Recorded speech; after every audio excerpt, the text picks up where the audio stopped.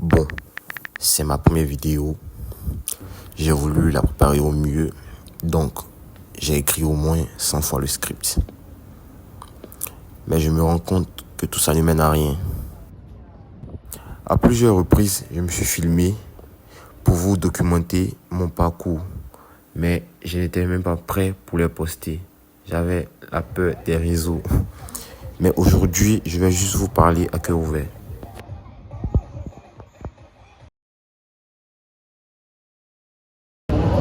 Moi, c'est Féwi Jonathan.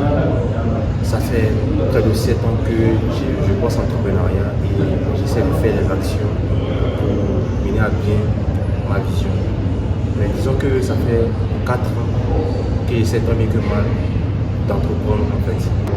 En vrai, je vous rassure que ce n'est pas 4 ans d'arrache-pied, sinon je serais soit mort, soit millionnaire.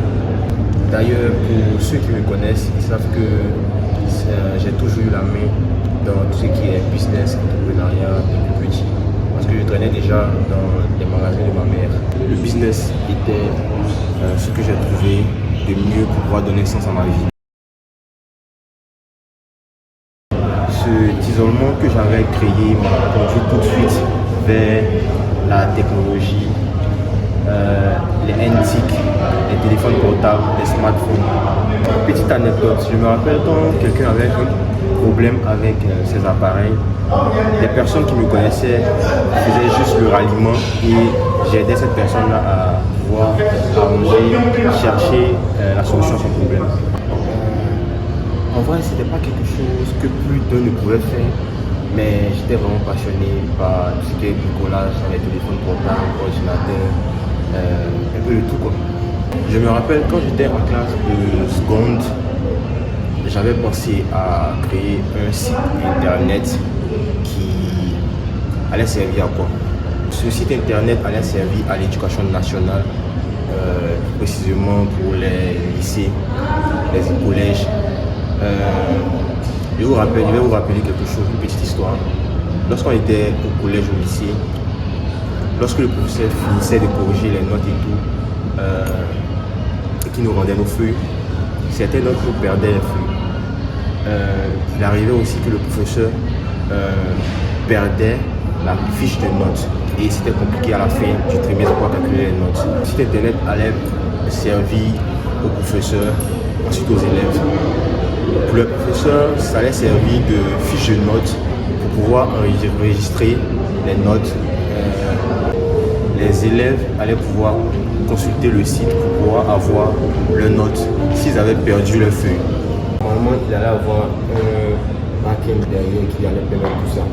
Mais figurez-vous que j'étais tellement rigide que je n'avais pas idée de qu'est-ce que c'était qu'être un développeur web, un développeur d'application mobile.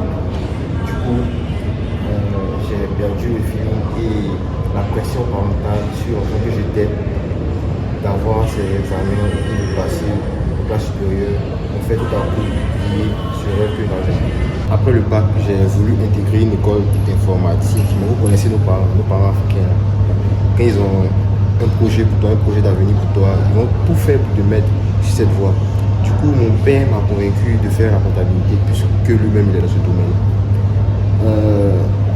Alors, je passe en classe préparatoire.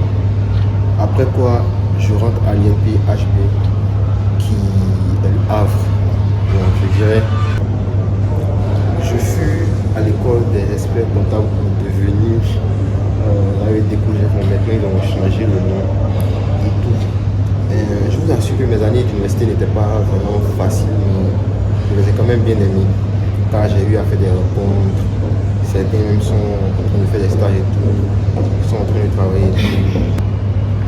Fin 2024, je décide d'aller au Ghana pour pouvoir apprendre l'anglais parce que je sais que c'est une langue très déterminante dans le monde du business.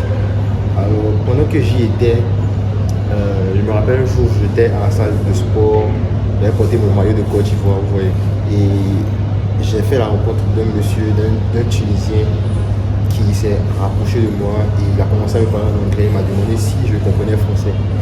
Il avait besoin de quelqu'un dans son entreprise pour pouvoir, une personne bilingue, pour pouvoir gérer quelques courses et tout. Du coup, pas. C'est là que j'ai compris l'importance d'être religieux.